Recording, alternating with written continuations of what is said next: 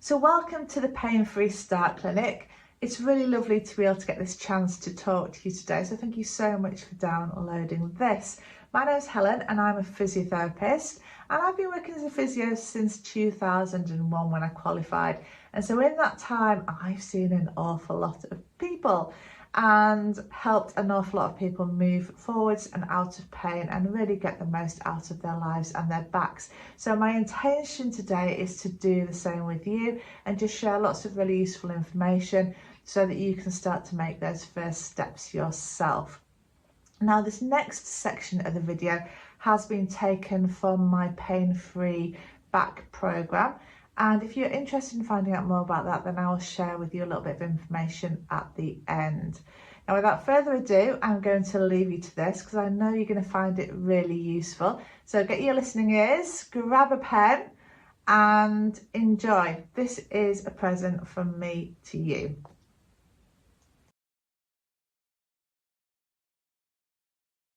So in this section of the programme, we are looking at all the ways in which you can manage your back pain. Now there's a PDF to support this, so you can download that, or if you can't do that, then just grab yourself a notebook, but you might want to make notes along the way, because by the end, you're going to have developed your own personalised programme of how you're going to move forwards and out of pain. So there's 12 key areas that we're going to focus on today. And this is based from what the research tells us really helps to improve back pain, and also my experience in clinically treating back pain for many years. So let's get started with the first one. The first point is posture. It's not rocket science, and I'm sure you're not surprised, but posture has a really big impact on how our back functions, and poor postures put a lot of strain through our backs. So it's really important that we move towards a good posture. So what's your posture like?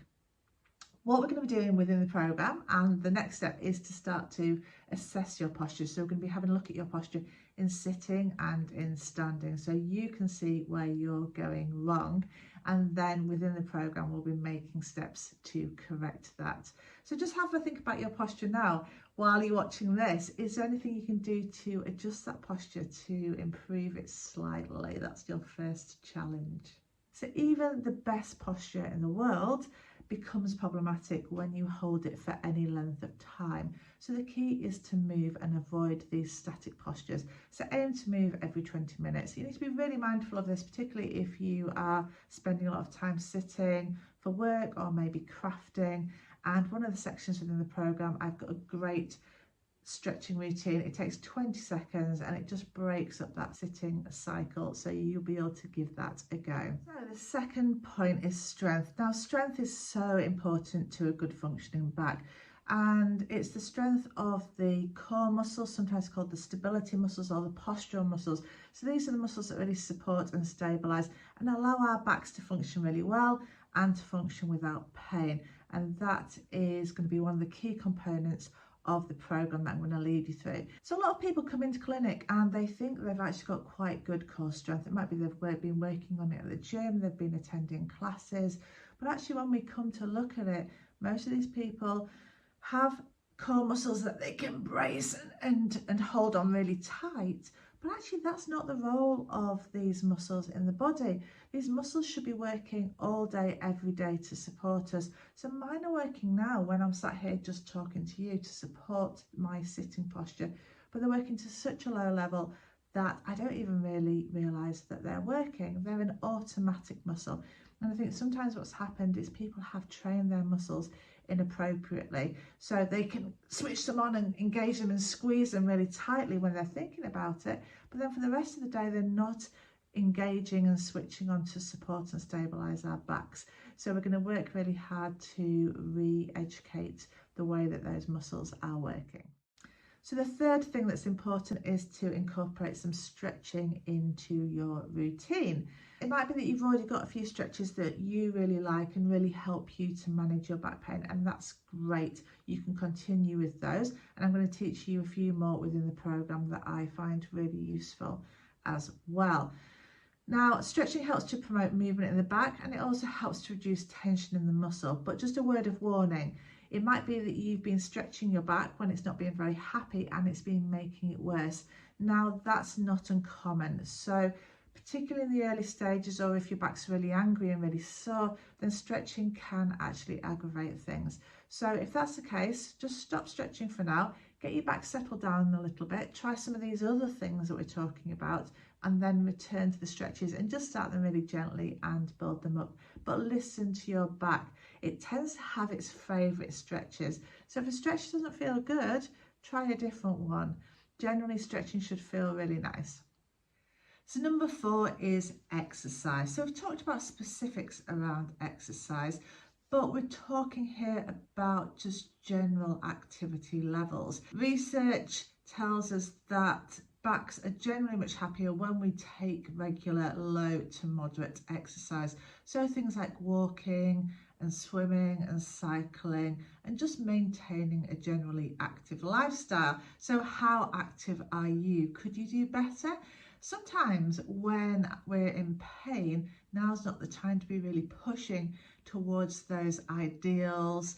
So those 10,000 steps might not be achievable at the moment. The key at this stage is to listen to your back and let it guide you as to the level of activity it likes. If you have a step counter, this can be quite useful. So it might be that on days when you're in quite a lot of pain, have a little look. Have you done lots of steps? Have you been quite active that day?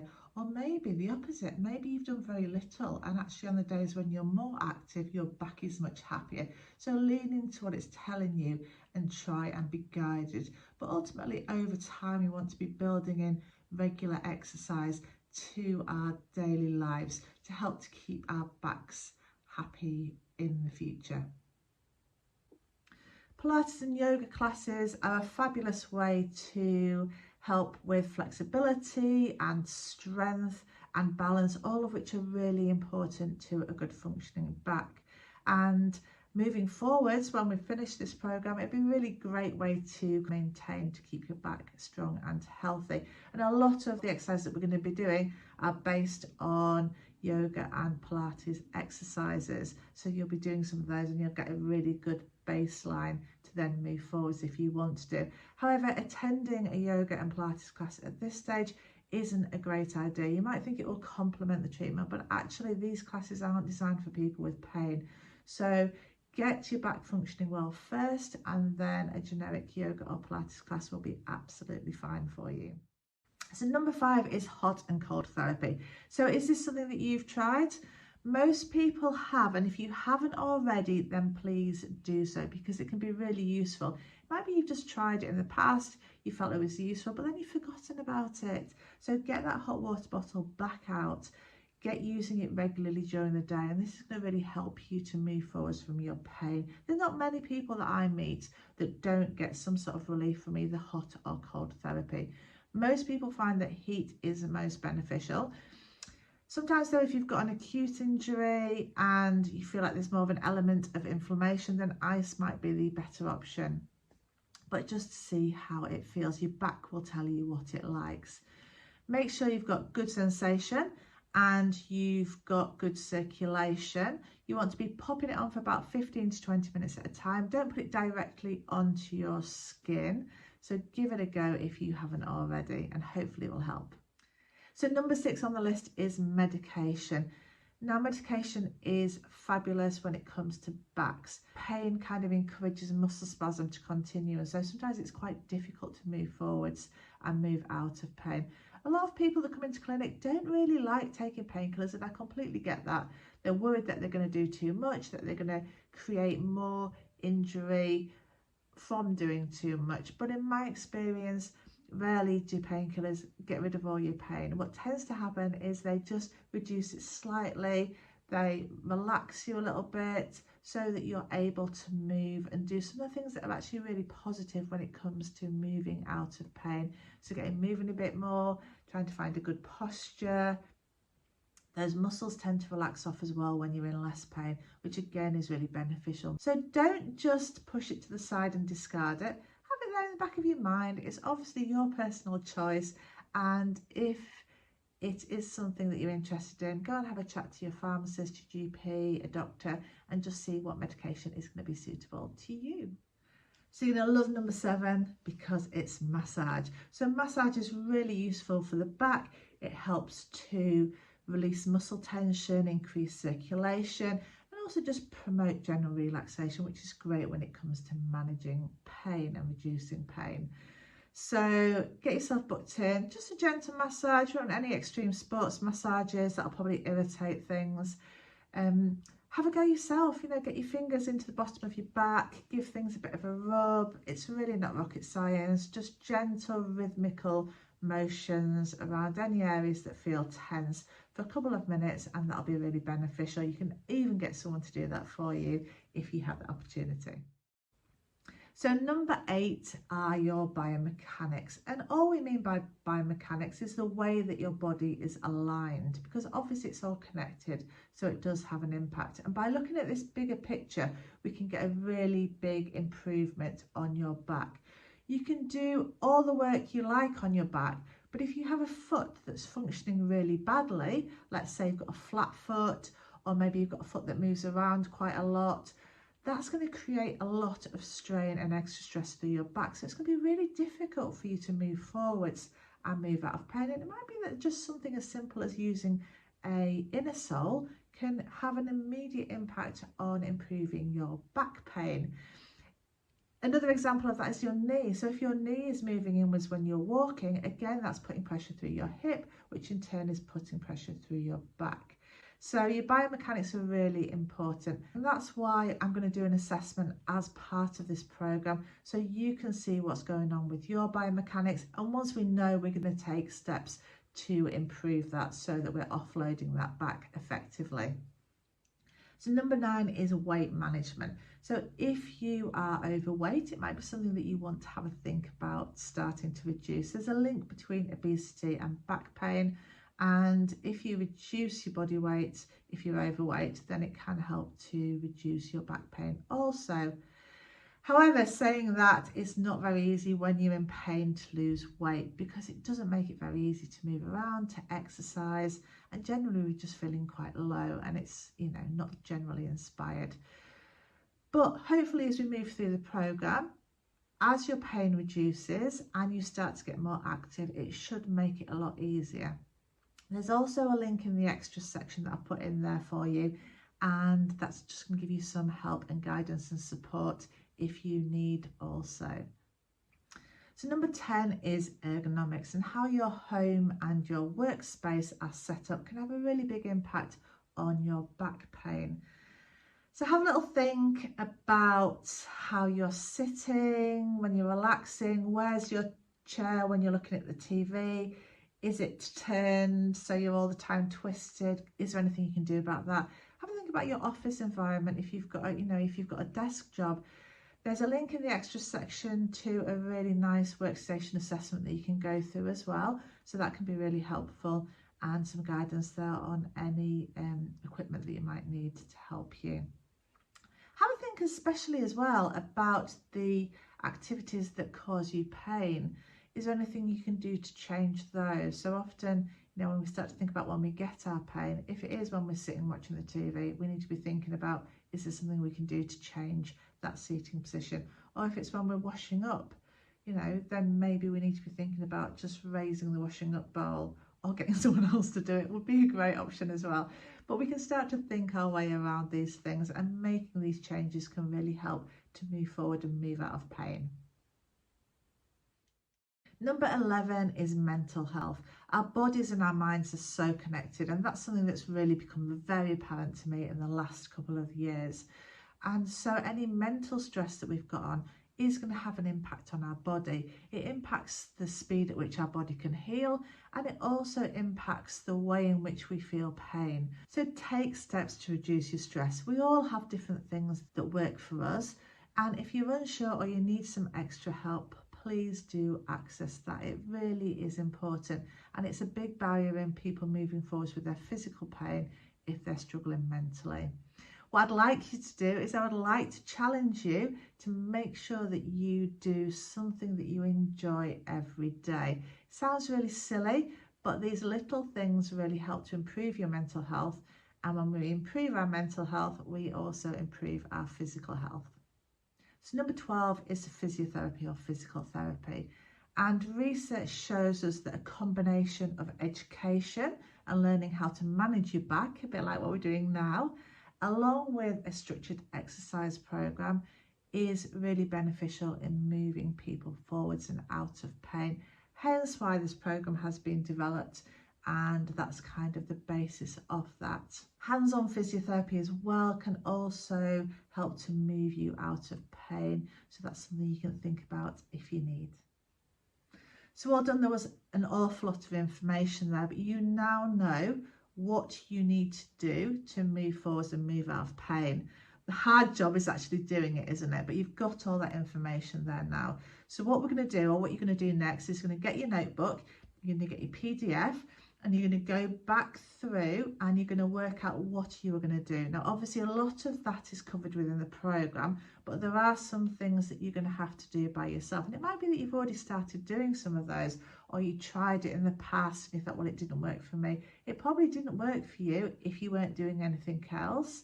It's a bit like if you're doing exercises for your back, but you're still spending 8 hours a day sitting in a rubbish chair, you're going to find it very difficult to move forwards and move out of pain. So really start to open your mind and really think about each of these categories and what you can do to change them. And what I want you to do today is make sure you action at least one of these, because that will just really help with our motivation and help us to move forwards. And please don't underestimate the power of just doing one little thing. So all these little things, when we do them together, add up to make a really, really big impact. So keep that in mind. And all the time you're doing any of these things, always listen to your back. Ultimately, it will guide you. So just listen to your back. Take on board the advice that we've just discussed now, and the two together is going to be the ultimate dream team. So here's what you can expect from the Pain-Free Back program. This program is ideal for anybody who has lower back pain, whether you've had it for many years and you've never had faith in your back and you're just completely fed up and ready to move on, or whether your back pain is quite a new thing and you're quite keen to get this resolved so it doesn't become a lifelong problem. Either way, this program is going to be ideal for you and your backs. I've been treating back pain for many years in clinic here, and it's probably the thing I see most of all. And so I'm going to take all the things that I've learnt over the years and share that with you in the program. We start by learning a bit about your back, because after all, knowledge is power. And if you understand what's going on in your back, it makes it much easier for you to move forwards and move out of pain. Next, we start to develop a plan. So you're going to have a 12-step management plan that's specific to you and your needs, and that is going to give you the pathway that you need to follow to move forwards and move out of pain. Then we're going to have a look at your back and your needs. So everybody's different. Some people might be stiff, some people might be weak, some people might have a combination of all of those. Some of you may have a great posture, some of you may have a terrible posture. So we're going to spend a bit of time just having a look at what's going on with your body and your back and identifying any issues, so you know exactly what you've got to do to move forwards and move out of pain. Once we know what we're dealing with, then we can really target the exercises, and the exercises make up the majority of the program. So we're going to have a structured exercise program. We start off with the really basic stuff to allow your back to settle down and reduce your pain, and then we gradually build up over time as you are able to.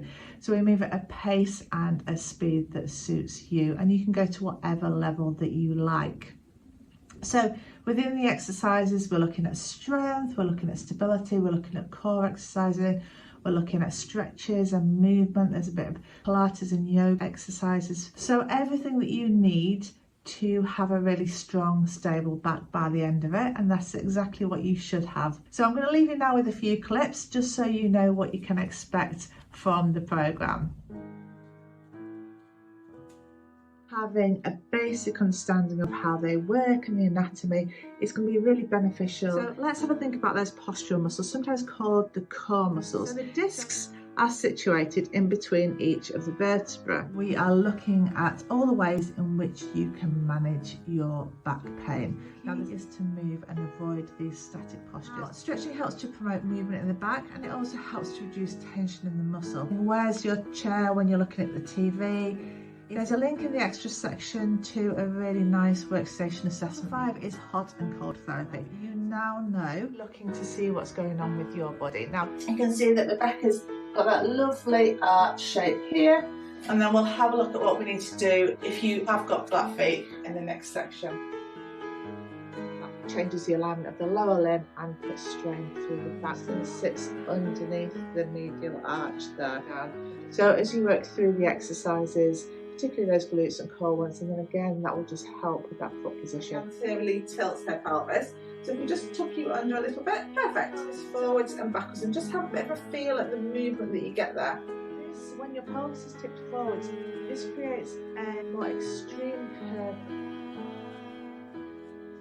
Keep the movement small at first, and then gradually work into making sure that your hands are under your shoulders. Okay, so this next stretch is for your hip flexor, and that's the muscle that goes. Okay, so I've got a few exercises for you to sit in. We need to bring our legs into tabletop position, add in that arm progression as well. Make that harder, then we can start to add a bit more of a knee bend. Just drop down into a slight bend as we do that.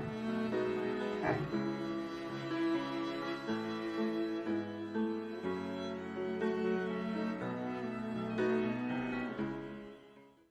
So hopefully now, after seeing that, you've got a much better idea as to what you can expect from the programme.